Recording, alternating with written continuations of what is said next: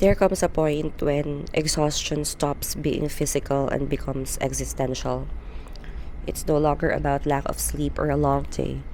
It's about being tired of showing up, tired of explaining yourself, tired of carrying expectations that never seem to get lighter, tired of it all.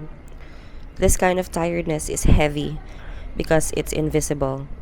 You can still function, answer emails, meet deadlines, smile at the right moments, yet inside, something feels hollowed out. Motivation doesn't disappear dramatically, it erodes quietly. Things you once cared about feel distant.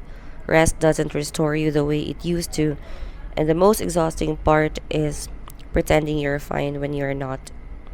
Being tired of it all is often mistaken for weakness, laziness, or ingratitude. But more often, it's a signal.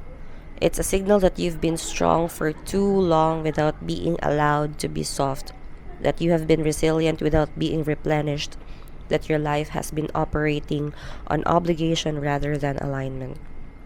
This exhaustion usually comes from accumulation, too many compromises, too many just get through it days that turn into years, too many roles played well but never questioned. Eventually, the body and mind ask the same question. Ano ra gyud ni? Mao na gyud ni. Going about this kind of tiredness doesn't mean dramatic exits or burning everything down. Though the urge may be there, it begins with permission. Permission to admit quietly and honestly that you are not okay, that you are depleted, that continuing as you are is not sustainable. Naming the exhaustion is not indulgent, it is responsible.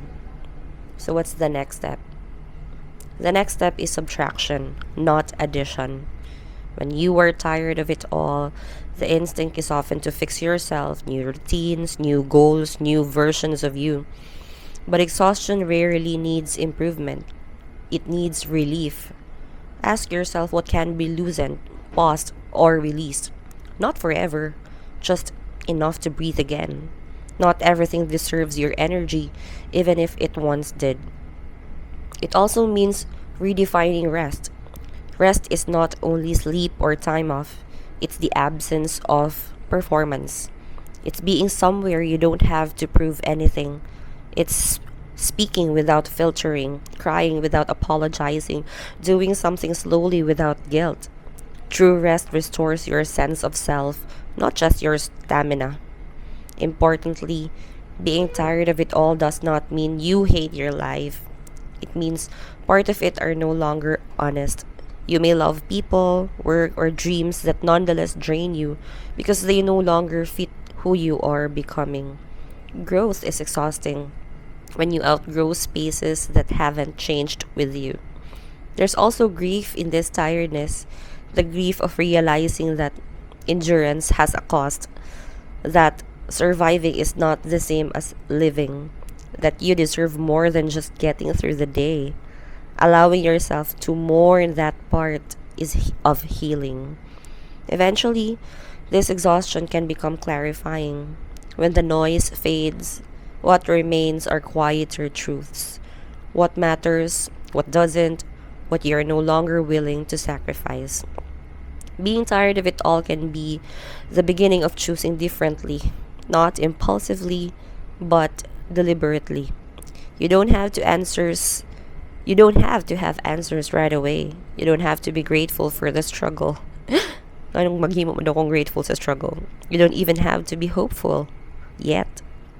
Sometimes the bravest thing you can do is just stop pushing and listen to what your tiredness is trying to say.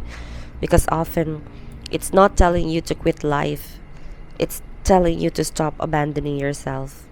And that is not an ending, it's an invitation. Okay.